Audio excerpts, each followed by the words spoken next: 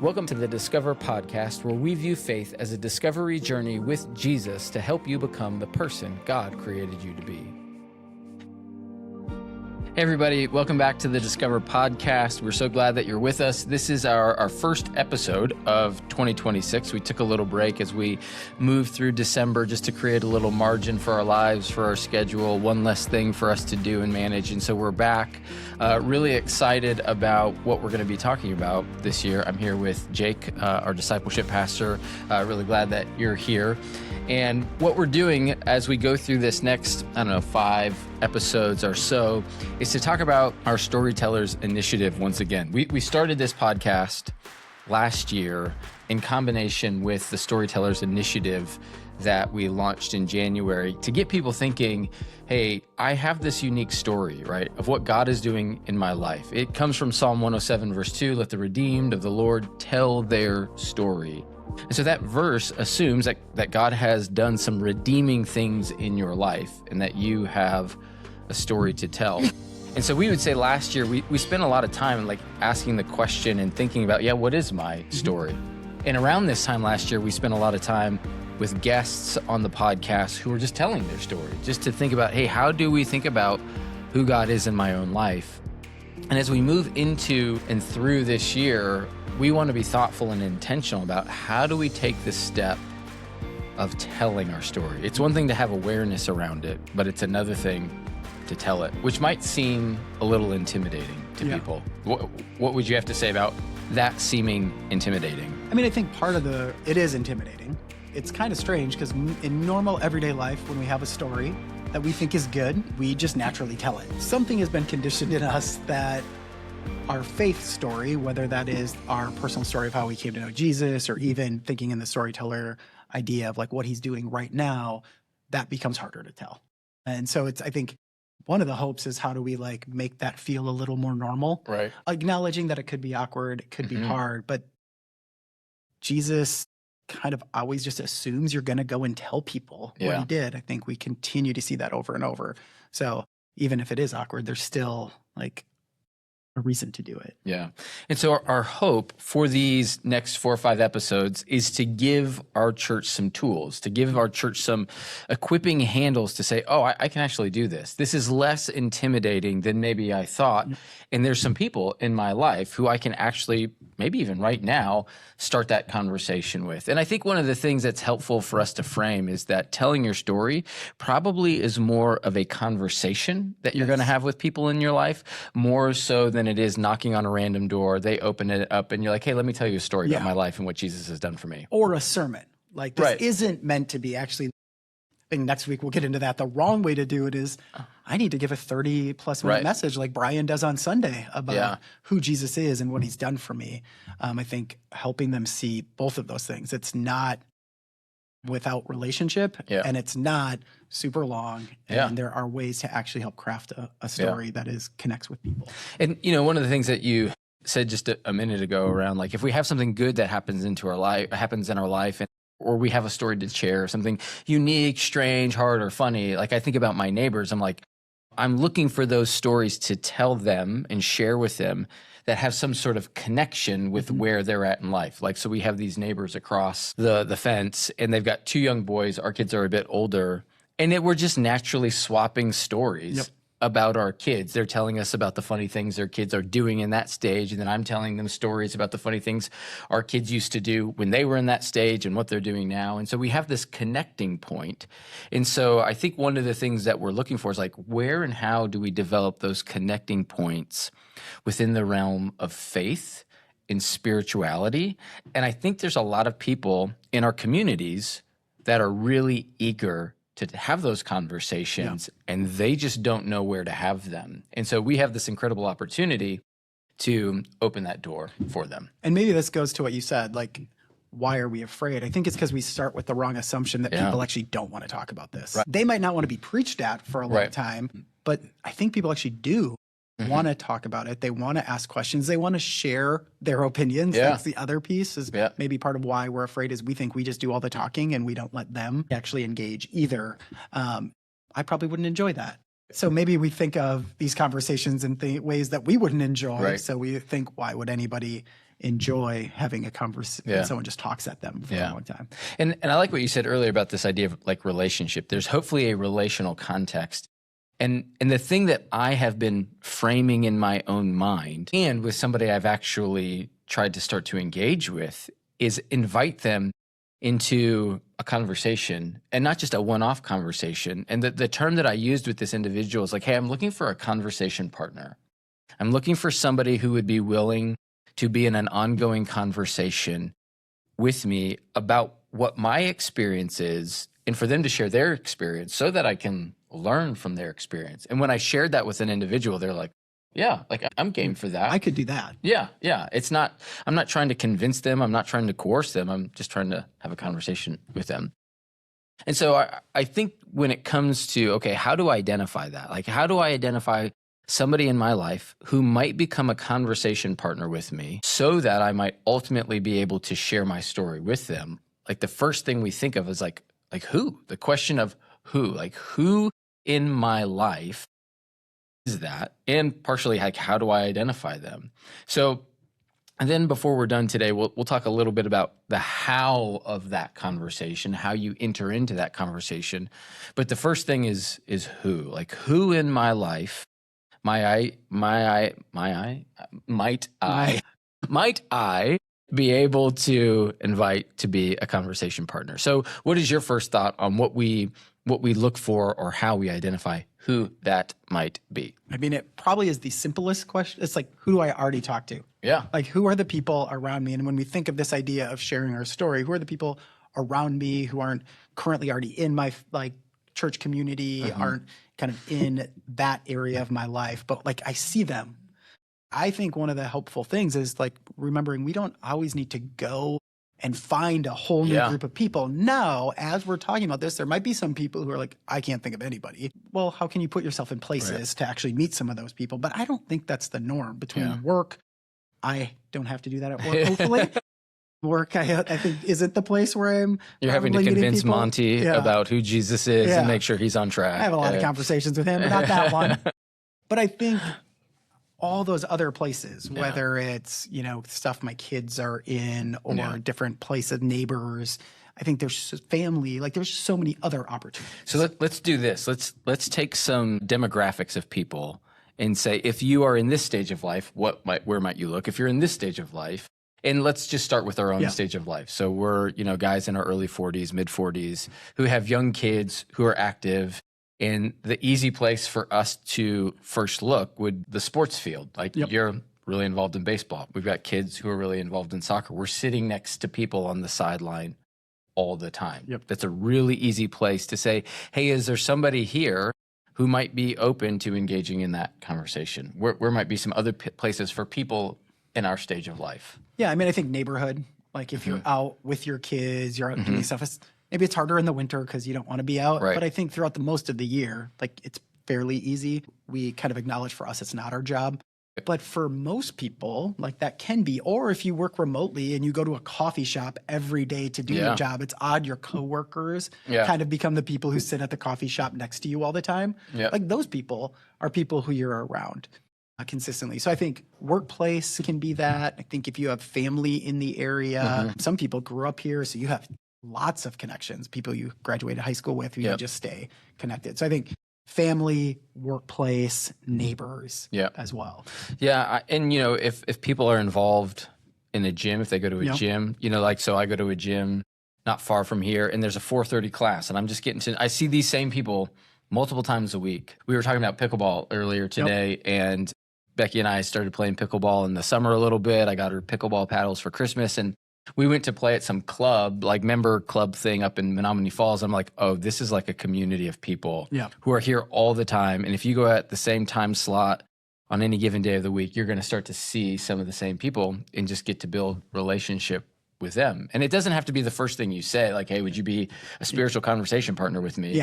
But like you're looking for people who are maybe open to that. But before we get to how to identify that, let's kind of think about, okay, if you're in the demographic of either in your early to mid 20s, maybe you're single, maybe you're in a a committed relationship, maybe not married, but like a serious relationship, how might you think about where you could develop those relationships? Obviously, neighbors would be one, but outside that.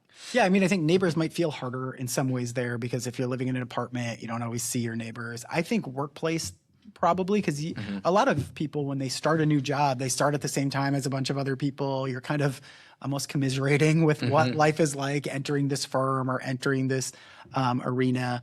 And I think you have that. But I do think like activities that you do. Yep. You talked about working out. I think there are people who do that. I mean, I think game culture, like there's gaming, there's all these other things that people already do. So the question would be like, what do you spend the majority of your time doing? And who are the people you're meeting in that sphere of influence? I don't know where else you would anticipate. It's wild from our 20s. So the term that's coming to mind for me is this term of a third space. So here in Milwaukee, we have a brewery called Third Space Brewing Company. And I would imagine they told that out of this idea of a third space. Do you know have you heard that term before? No. Okay. I've heard of the brewery. Yeah. A third space. So basically a third space is some other place in your life that is not your home and that is not your job, but you spend a decent amount of time at that place on a regular basis. So a gym would be a third space. A coffee shop where you hang out regularly is a third space. A brewery you might go to is a third space. If you have a dog and you go to the dog park a lot, that's a third space. So these are places that are significant in your rhythm and routine of life. You're going there regularly, and there's a good chance you are seeing the same people every time you go. So if you're somebody who goes, if you're in your mid-20s and you have Wednesday night trivia you go to, like that would be a third space for you. And it could very well be you see the same people. Now, maybe some of those same people aren't the people who are playing trivia with you, but it might be the people who work at that bar, that brewery or whatever. So I think that's a good spot for anybody in any stage of life. But for those who are in their, mid to young 20s, who don't have kids, who aren't quite married yet, and you're like, because for us, it's like our kids become this connector. I saw this video one time where a lady was like, here's how you make friends in your 20s. It's these activities. Here's how you make friends in your 30s. It's around the workplace. Here's how you make friends in your 40s. It's like, oh, our kids go to the same school. I guess we're going to be friends. They're on the same sports team. Right, we're friends. Right. So again, for those in their early 20s, in that stage of life, maybe that's a place to think about, hey, here's where I can make some relationships or develop some conversation partners. Now, we're not there yet in terms of our like empty nest years, but let's brainstorm for a minute where we might anticipate they could do that. Yeah. I mean, I think similar, where is that space that you're going to spend your time? Do you think, as I think through like my parents who've moved into that, it is their neighbors. They end up around people in their same age group because those people have the same time open.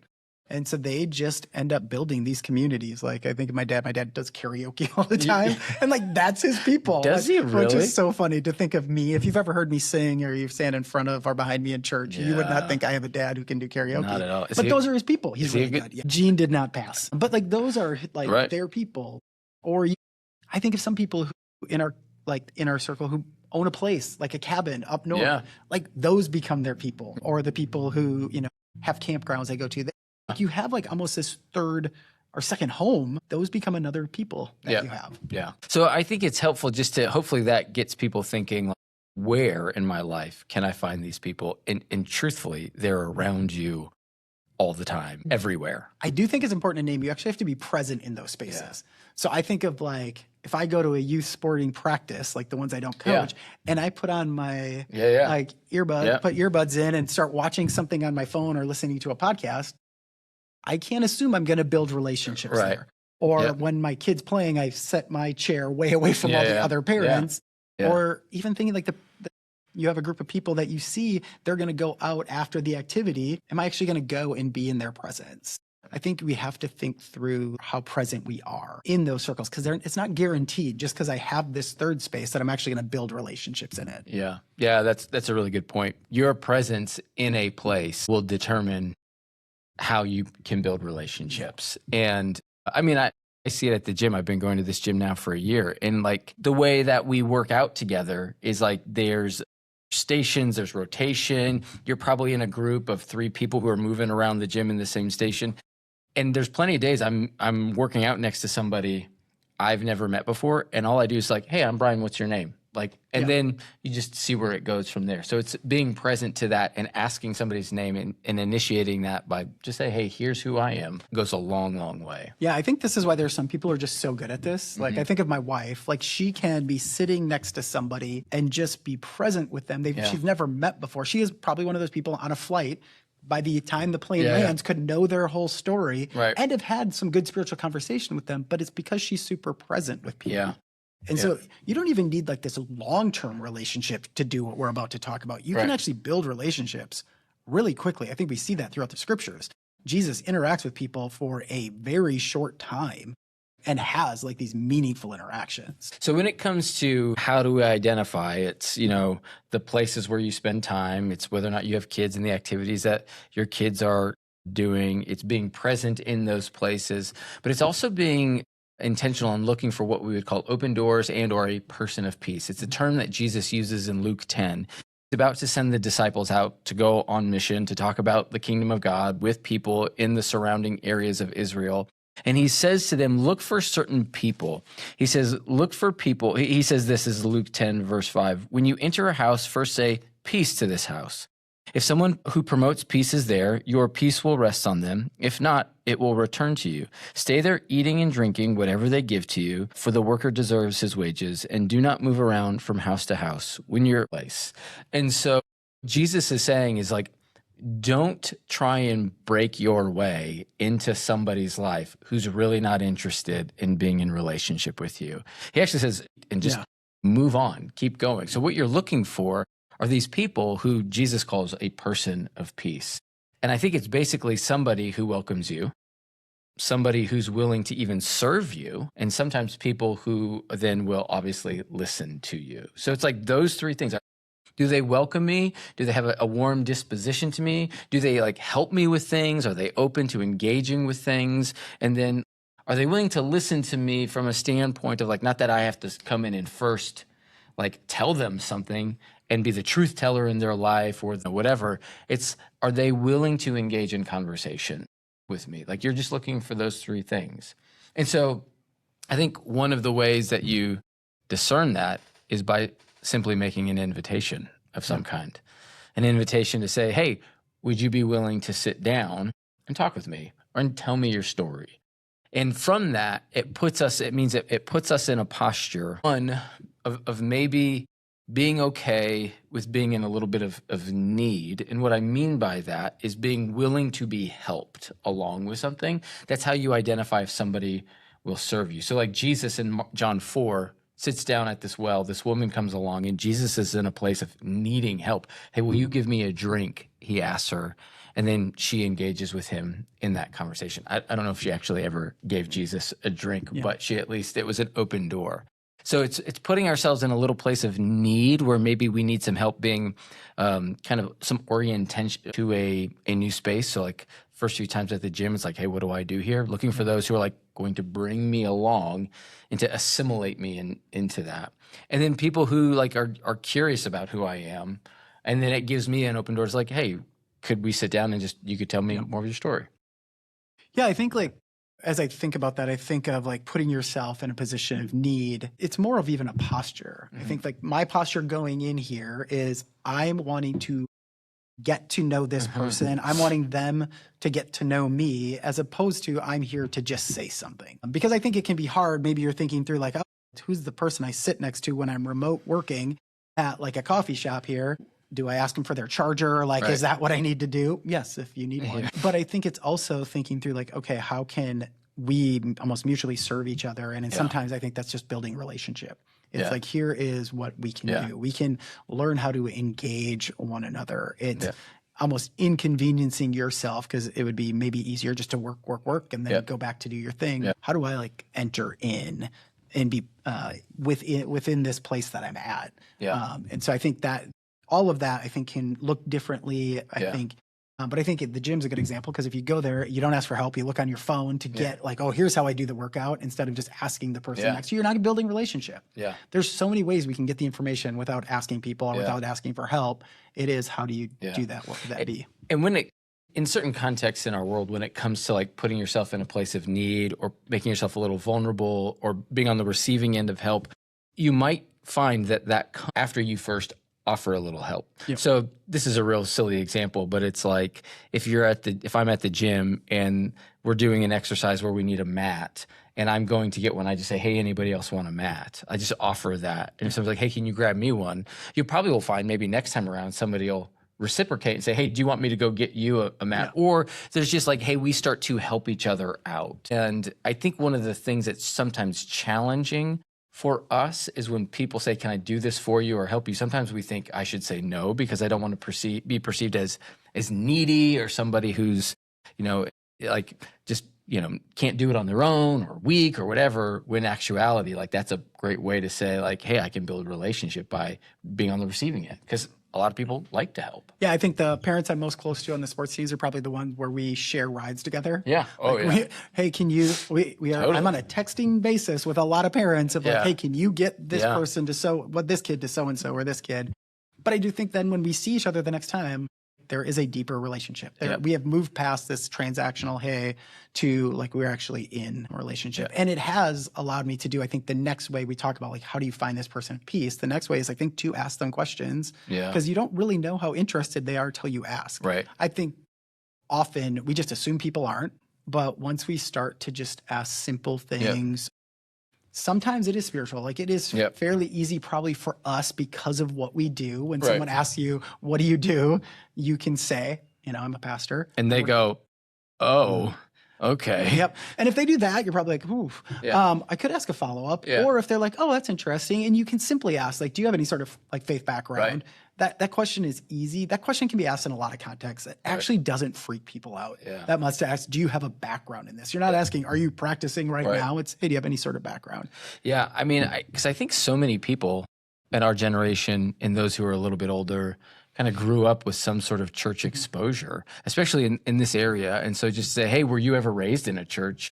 And then just say, hey, I'd love to hear about that sometime. So I've done that with 3 people in the last handful of months. They found out I was a pastor. One person found out I was a pastor and they had a reaction. I was like, oh, I'd love to hear your story, your church experience story. And they're like, yeah, I'd love to sit down and talk with you about that. They were really open and quick and eager. Another person, I just said, hey, I'd love to get to know you and hear your story. Where have you come from?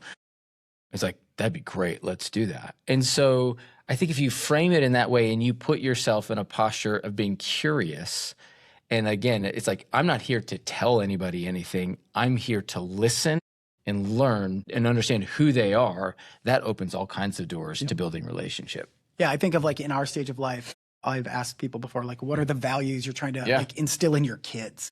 Like, how are you raising them? What are you finding hard? I just think that opens a huge door. What are the things you're afraid of with your kids? Like, I know I have fears raising my kids. Like, so I think some of those questions, or I think if you're an empty nester and you meet a couple who also are empty nesters, like, how has it been transitioning to no kids in your house? Because there's nothing inherently spiritual about that, but it is personal. Like it does allow them to share a little bit about themselves, which you might find different things come out from there. And they may ask like, hey, what's helped you? And you could say, like, it's been at the community of people. We need to have people around us. And so I just think there's certain ways to ask questions that are not, just straight up like, do you believe Jesus is Savior and Lord? Which you might get to that question at some point. But it might not be your lead in. Right. Your lead in might be what drove you to work out this year. Like you were starting to do that. What made you like want to give more time to that? Or if you're remote working, have you always worked here? Like, has this always been your job? What'd you do before? What excites you about your job? What are you passionate about? All those questions are things some people can talk about forever. Yeah. So this one individual who I got coffee with earlier this year, so he's a guy who's probably 20 years older than I am.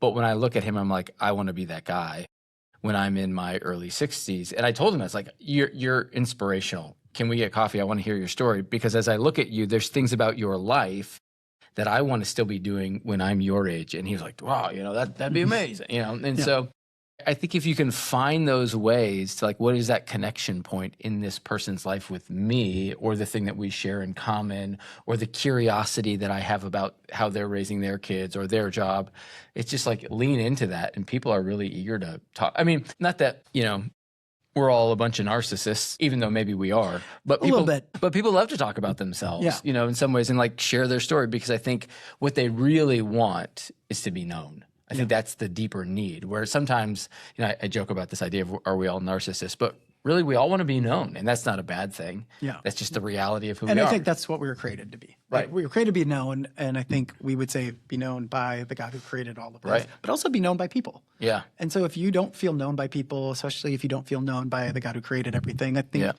that is something you want to be able to share. And I do think leaning into letting people share about their passions, their dreams, their hardships. I think there's so many ways you can ask questions around that. I think of the barista at a coffee shop. Yeah. Like, do you like working here? Yeah. Like, what excites you about working here? Is this where you want to, like, is this like, would you want to continue to work here, or what could be next? And they might start sharing with you about like their dream of what they want to do next. Right. All of a sudden you can bring that up the next few times you talk to them. Because I think we've kind of been in this storytellers thing, and I think it can maybe even lean into that narcissistic tendency that it's all about us sharing our story. Right.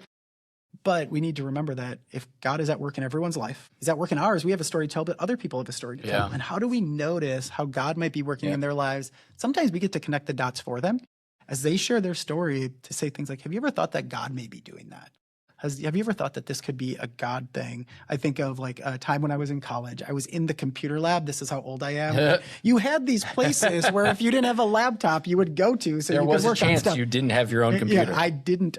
And I remember like talking to this guy who had been out that night. Let's just put it that way, and just having this ended up in a spiritual conversation with him. And do you think this could have been like something God was doing? Yeah. And now it wasn't just that night, but I know this guy, got to know him. He got involved in a ministry that I was in. And to this day, him and his wife, they know the Lord. They're walking with. Our first interaction started in a place where you wouldn't have expected it. Right. So being able to connect the dots for him of like, hey, look how the Lord is seeking you. Yeah. Just as he shared some of his story. Yeah. So as we kind of wind down and we kind of recap this conversation, again, the hope is to equip our people to be able to go out into the world and share their story. And so that starts with first identifying who in my life might be open to hearing my story. So you kind of look at your normal path of life and who is around and where are their relationships. Feel free to jump in if you feel like I'm missing something. The other thing to do would be posture yourself in a place of learning and listening. Yep. And the way that you develop that and lean into that is by asking good questions. Yep. They don't have to be like super deep questions, but thoughtful and intentional questions. And I guess even before that, be present. Be present with where you're at so that you can identify who in your life. I mean, it's like that's real simple, basic stuff. But if you do that with a kingdom mentality and a kingdom mindset, I mean, that's where mission starts. And I think it's just important to start. This is where it's like you have to start back here, or else it's going to feel inauthentic. It's going to feel like you lack relationship. Because where we're going the next few weeks, I think is where people would have assumed we'd start. But we are going to talk about how to share your story of how you entered into relationship with Jesus. You're going to talk about how to share the stories of how He's at work in your everyday life. And then we're ultimately going to share, how do you share the story of the good news with people? But we started here. Because it's important to know who those people are and how to enter into people's lives. I do think there are places and moments in time where you can just walk up to somebody and be like, I've got a word from the Lord from you. And like God works through that. That's never been the case for me. Like I don't want to, invalidate that.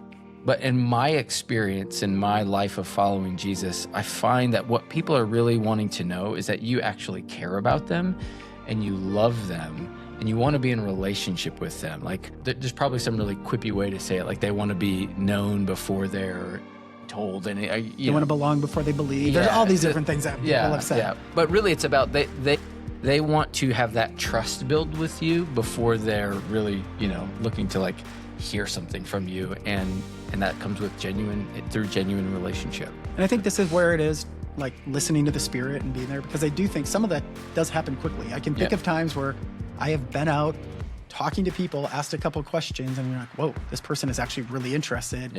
And in that conversation, got to walk them through the good news, and then they've like trusted Christ. Like that does happen. And so we always want to be aware of how that could move quickly, but that also comes from being present and asking questions. Yeah. You won't know if someone's ready like that if you're not present and asking questions for them. One of the best skills you can learn is to ask questions and then close your mouth and listen to what they have to say. So hopefully this has been helpful for you guys. This is the first of 5 conversations that we're going to have around how to tell your story. One of the things we would love to hear from you along the way, questions, comments, responses you have, things that you are learning, and maybe even the stories of what you're experiencing as you go out into the world and look for individuals who could become conversation partners with you about what God is up to in your life and what God is up to in their lives. Hopefully you'll tune in again next week, and we look forward to seeing you then. Take care, everybody.